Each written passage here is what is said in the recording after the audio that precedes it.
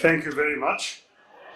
Shri Shashi Tharoor, Chairperson of the University, Chairman Emeritus, Poornima Group, Dr. S.M. Seth, Dr. Suresh Chandra Padi, President, Dr. Manoj Gupta, who just said these kind words, Pro-President, Dr. Chandni Kriplani, Registrar, Rahul Singhi, Founder of the Shanti Education Society, Dr. KKS Bhatia, the former President, members of the Board of Management, members of Academic Council, faculty members, parents of today's degree recipients, and above all, dear students. My greetings to all of you. It's an honor to be invited here on a momentous day for Poornima University, where we're celebrating your 6th convocation. And it's a young and prestigious invitation, so I'm sure each convocation grows in size, in value to all of you. I must say that this institution, Poornima University, in 6 short years, has carved a presence amongst the illustrious higher education institutes in India and stands as an example of an impressive success in the education field. On this special occasion, I am delighted to be addressing some of our country's brightest minds, to whom I would like to extend my best wishes and congratulations on getting to where you are today. Give yourselves a hand.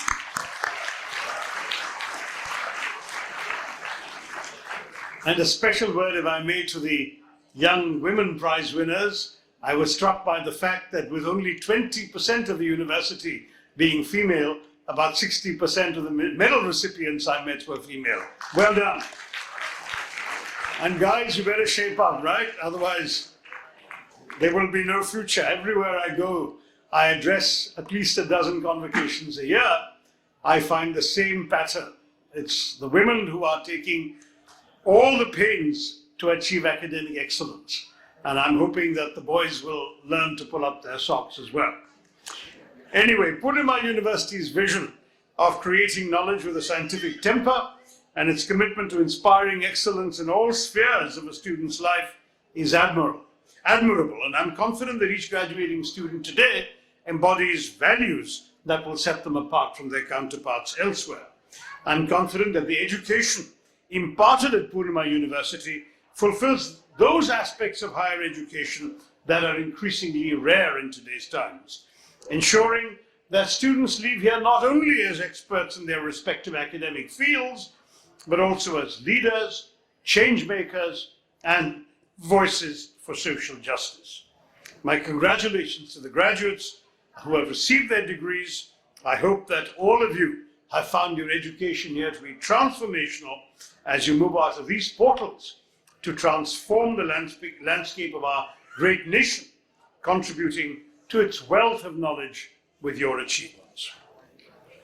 Now, if you look up the etymology of the term convocation, you can find its origins in the Latin term convocationem, literally to call together, and indirectly in the old French word convocation, which has the same meaning of an assembly of persons. If there's any time in our history where the importance of coming together in an assembly of persons could be vehemently emphasized, it is now.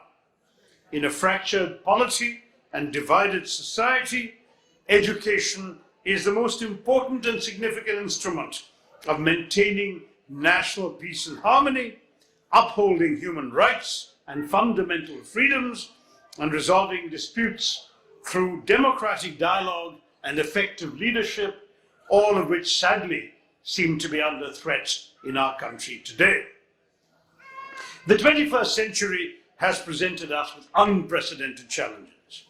Deep-rooted poverty, the expanding nexus of discriminatory politics, resource curses and crises, fragile institutions and deepening political gaps, and perhaps as important, the rapidly deteriorating environment are the strongest reminders of why education should be and remain our first priority. Malala Yousafzai and Greta Thunberg have seized the imagination of the world even before they went to college. In India, we too have thousands of young graduates like you. It's time that you too traverse the world with your innovations, your inventions, your unique skills and expertise. Educated young people are our vital bulwarks against complete global chaos and societal breakdown. Young people and their ideas will be the edifice upon which our future will be built. And this is the future we in India should be investing in. We are at a moment in time when the success of a civilization can be measured through its educational institutions, tools of knowledge acquisition and dissemination, attainments which trump all others and are increasingly becoming the prime determinants of a nation's worth. We know this was not the case for the greater part of human history, where martial prowess, military strength, and mercantile abilities, the ability to sail around the world, were accorded far greater importance. Indian society, however, has historically emphasized the importance of education as one of the supreme objects of human existence, while celebrating a strong foundation in imparting education through both traditional and non-traditional methods. Traditional methods of Guru Shishya Parampara thrived in ancient India, giving rise to many monasteries that emerged in what is now modern Bengal and Bihar as seats of learning, and elsewhere in the country too, to constitute the ancient equivalent of today's universities. 6 of these monasteries, Vikramshila, Nalanda, Somapura Mahavihara, Odantapura, Jagadala, and Takshashila, were premier educational institutes which created a coordinated network amongst themselves nearly 2,000 years ago. Among all these, Nalanda University in particular enjoyed global renown when Oxford and Cambridge were not even gleams in their founders' eyes, employing over 2,000 teachers, opening their doors. Nalanda opened its doors to 10,000 students from countries that range from Korea, Japan, China, Tibet, Indonesia in the east, to Persia and Turkey in the west, in a remarkable campus that featured a 9-story tall library 1,500 years ago, teaching subjects which included fine arts, medicine, mathematics, astronomy, politics, and the art of war. In addition to monasteries and formal learning like that, informal institutions and methods of education also flourished in India. Our oral traditions of recording and learning have enabled the education imparted in different time periods, even our most ancient knowledge, to survive. Mahatma Gandhi, who found inspiration in the ways that knowledge of the Vedas and other foundational Hindu texts, including the epics, the Ramayana and the Mahabharata, were passed orally from one generation to another, he memorably advocated oral education in place of the prevailing emphasis on textbooks. As he said, the true textbook for the pupil is the teacher. And so in the little ashram that he created in South Africa, named Tolstoy Farm, he taught his students through his voice, imparting his convictions orally, disregarding the need for formal written work. As a child at school, I remember being exhorted to impart the alphabet to our domestic helpers under the Gandhian Each One Teach One program. How many of you have taught one or more? If you haven't, it's not too late to start. Teach somebody at home or near your home, so it's not too inconvenient for you. Just teach them the alphabet. Teach them to read. If they already know one alphabet, teach them another. Give them a chance to better themselves. That's what Gandhiji taught us, and many of us were brought up on Swami Vivekananda's writings about the importance of education for the poor as the key to their uplift.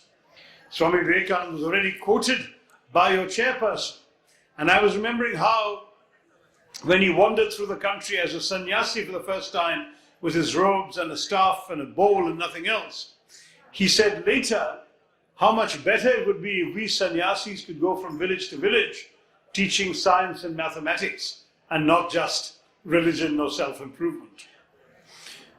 While the ethos remains the same, the efforts have become more global.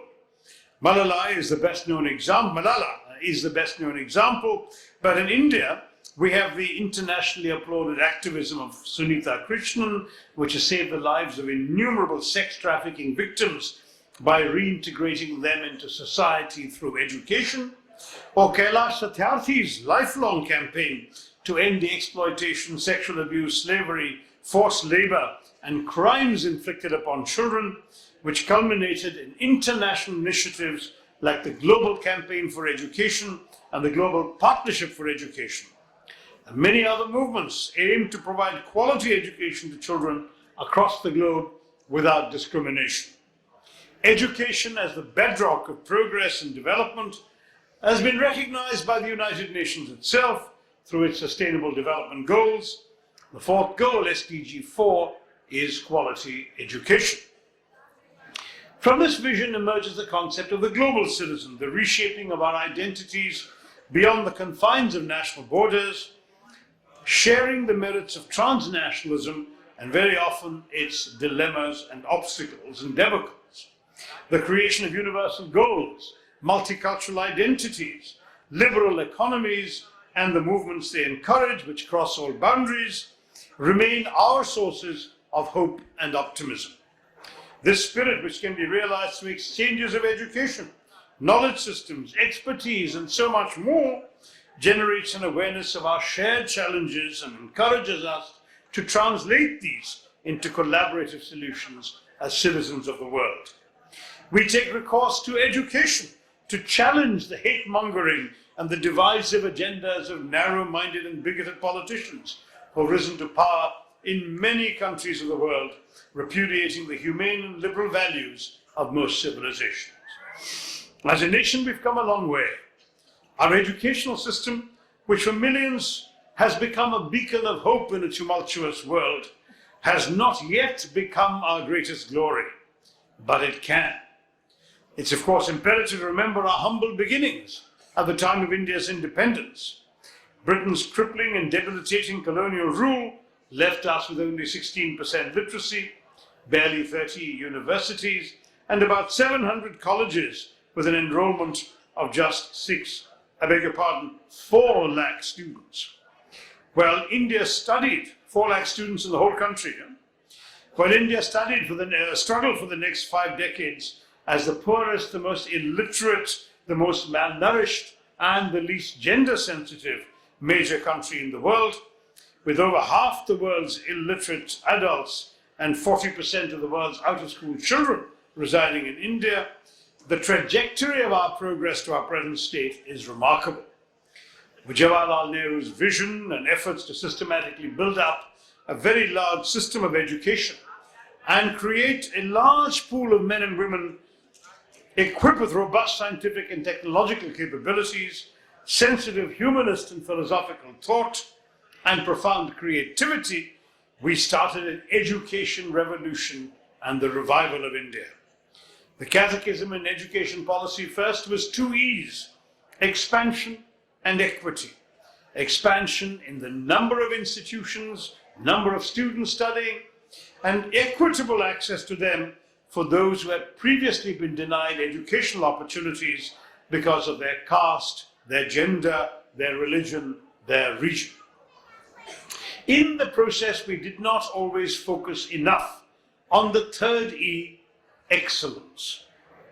Too many of our institutions, unfortunately, did not come up to the standards our country needed, and the few that did tended to be islands of excellence in a sea of mediocrity. Yes, there were shining exceptions. Today, Americans speak of our IITs with the same reverence that they used to accord to an MIT. The image of India has changed from that of a backward developing country to a sophisticated land that produces computer engineers, as Poornima does, and software experts. I met an Indian the other day who, like me, was a graduate in history, who told me that while transiting through Schiphol Airport in Amsterdam, he was accosted by an anxiously perspiring European saying, you're Indian, can you help me fix my laptop?" So the idea is that the old stereotype of Indians has gone from being snake charmers and sadhus. Now it's all of you, whenever you go abroad, are assumed to be software gurus and computer geeks. Now in 2009, when I think back about my days as a young graduate, I think of how few options were available for us in our college days in the early or mid-1970s, as compared to the plethora of opportunities available to graduating youngsters nowadays, especially in higher education. There are many more subjects available to study. I was thinking how many of the medals given were for subjects that didn't exist when I was a student, and courses that didn't exist in my college days. India is now keeping up with the world. The IITs have launched certificate programs in artificial intelligence and machine learning. One IIT set up a center of artificial intelligence. We are up there with the cutting edge of what's happening globally. At the very foundation of this effort, our Prime Minister then, Jawaharlal Nehru, called IITs India's future in the making. Today, young professionals, not just from the IITs, but from institutions like yours, like Poornima, are making history in India and globally.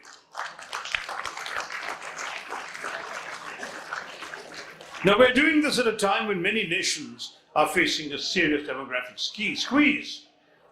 The rest of the world is aging, but India is thriving as the youngest major economy in the world.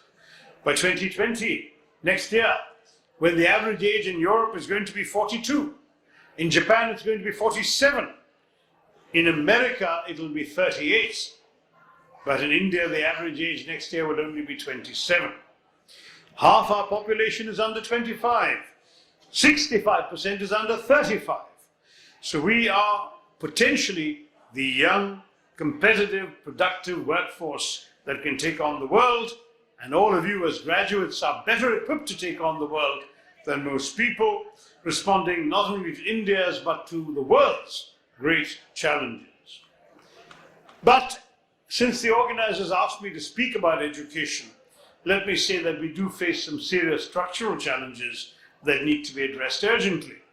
Our education system must add a fourth E, employability, to the catechism of education policy thinking, to meet the forces of markets, the demands of research, the pursuit of knowledge, and to get you all jobs. Unemployment in India today under the present government is at a 46-year high. We are suffering from a systemic problem of skills mismatch between qualifications and jobs undertaken. You know, we produce 5 lakh engineering graduates a year. 60% of them end up in jobs that do not require an engineering degree. That's the extent of the skills mismatch, and I'm not even talking about those who find no jobs at all. In fact, we've seen with shock and horror, story after story. I remember hearing about the Madhya Pradesh Police Department job advertisement last year. They advertised 14,000 constable posts for which they only wanted 10th standard pass. 9 lakh candidates applied, including 10,000 engineering graduates, a dozen PhD holders, 1,90,000 general graduates, 15,000 postgraduates. And all they actually needed was a higher secondary education. We are releasing graduates into an ecosystem that does not know how to use them. They settle for a constable post in UP because that's an alternative to frying pakoras, as some have advised them to do. A policy that encourages vocational study so that non-graduate technical and non-technical diploma certificate holders are better equipped for occupations would help to close the skills gap and reduce the pressure on graduate higher education. Just studying engineering isn't the answer, as I explained already. We must actually teach what employers are looking for, and our vision must be to make India's education a tool for all of you and for the advancement of Indian society. We need to be a knowledge society. That's one that is capable of creating theoretical knowledge of global significance and materially benefiting from it. A society where the pursuit of learning and innovation should not be constrained by any lack of access, infrastructure, or support, and where education is relevant to society and provides a skill and the competitive competencies that society demands.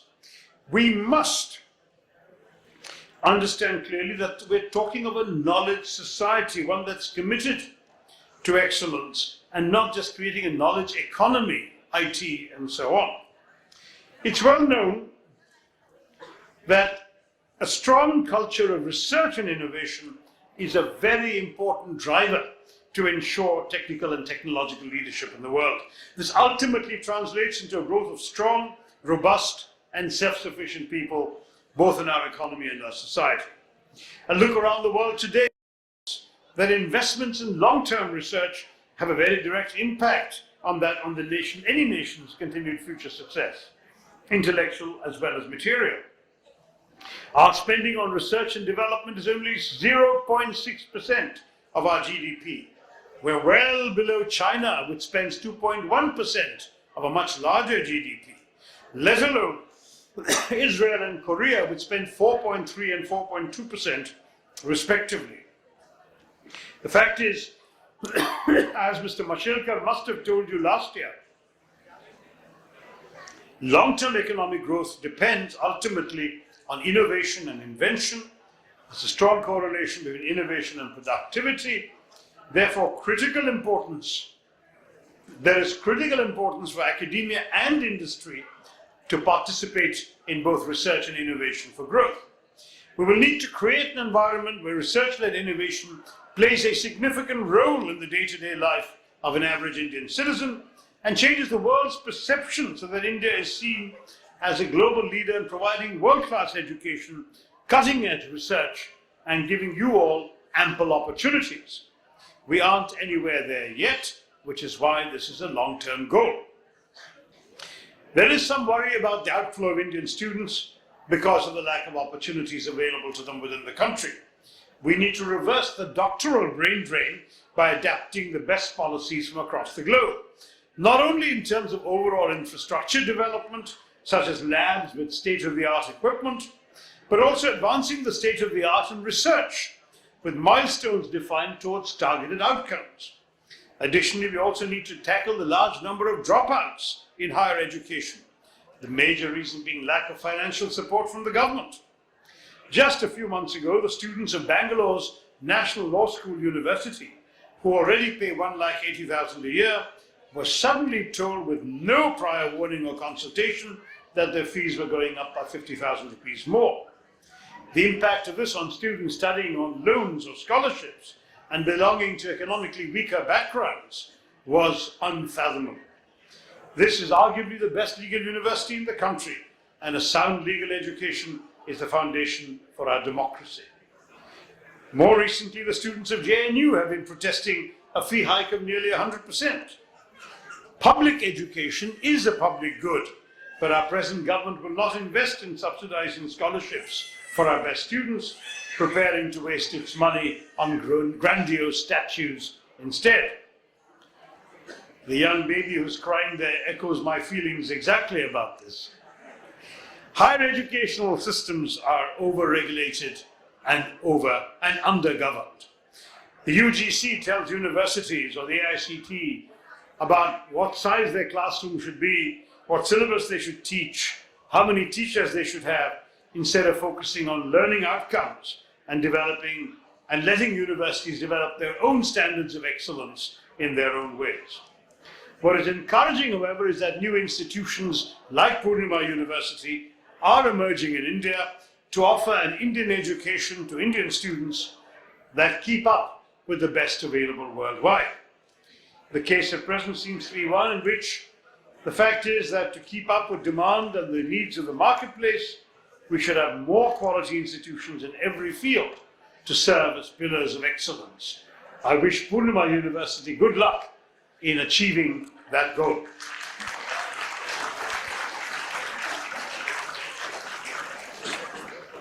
As an MP, I still believe we have an opportunity to prevent our demographic dividend from becoming a demographic disaster. 225 million young people in the age group of 10 to 19 are poised for higher education. We must equip and enable these young people to become the work engines of the world. In order to harness India's potential, we will require a pool of highly educated and exceptionally motivated individuals to provide leadership across all sectors. Therefore, if we educate, train, and are able to transform our young people into productive members of society, we will succeed. If we fail, if we allow millions of young people to grow up unequipped to take advantage of the opportunities offered by the world of the 21st century, then we will only add to the ranks of the unemployed, to the cohorts of Naxalites and Maoists with no stake in our future, for nothing is more dangerous for a society like ours than a legion of uneducated, unemployed, and frustrated young men and even young women. The problems are evident to our society. There's no dearth of ideas, originality, but ideas require one elementary but elusive thing: a change of policy and political will at the top. There is a crying need to sweep the cobwebs out of education policy, and for the government to rethink the policies that are manifestly failing the country and move towards capacity building and the promotion of excellence. Meanwhile, I rest my faith in all of you and your abilities not only to recognize India's greatest weaknesses and turn them into our strengths, but also in your capacity to uphold universal goals and values that create a stronger world for generations to come. Your bright minds beaming with youthful energy and vibrancy in this room today deserve nothing but the best.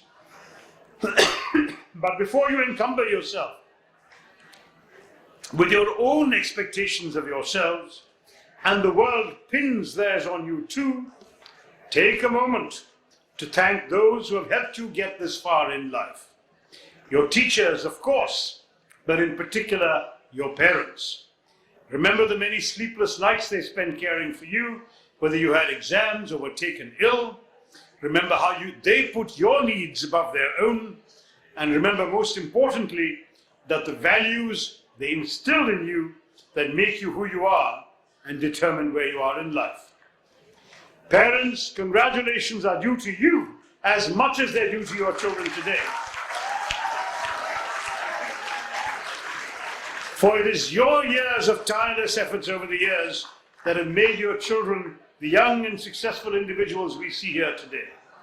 You have been instrumental in shaping who they are, and today, as they leave the bounds of this university and start another chapter of life, I'm sure you will continue to help them and be supportive of them and all their decisions. But as a parent myself, one piece of advice: let them lead their own lives. Don't expect them to fulfill your unfulfilled dreams.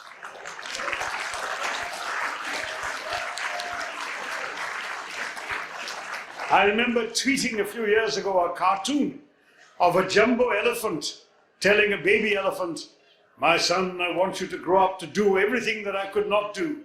For instance, I never learned to fly." Can you imagine the pressure on that poor baby elephant? The frustration, the disappointment. Don't do that to your children, parents. They have to be the ones who wake up in the morning, go to work, live the life. Let them choose what makes them happy. Let them follow their bliss.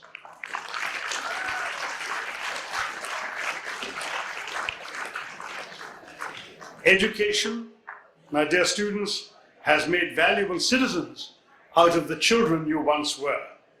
As the Nobel Prize-winning Chilean poet Gabriela Mistral, who was a school teacher herself, so poignantly said, "We're guilty of many crimes, but our worst sin is abandoning the child, neglecting the foundation of life.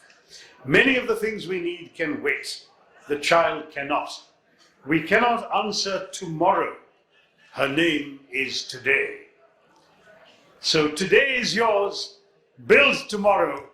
Jai Hind.